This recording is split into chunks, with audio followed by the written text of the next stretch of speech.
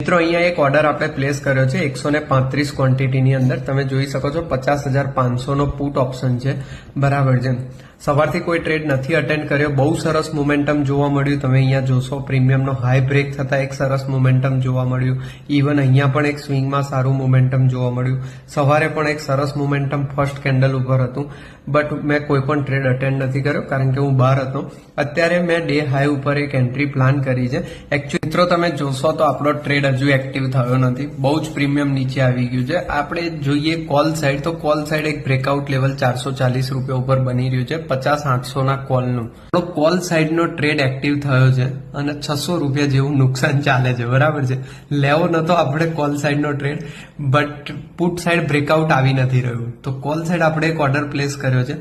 4500 રૂપિયા સુધીનું જ નુકસાન લેવા તૈયાર થઈએ છીએ આજે આપણે બરાબર છે નુકસાન હિટ થશે તો પણ એક્ઝિટ કરી લઈશું પ્રોફિટ થશે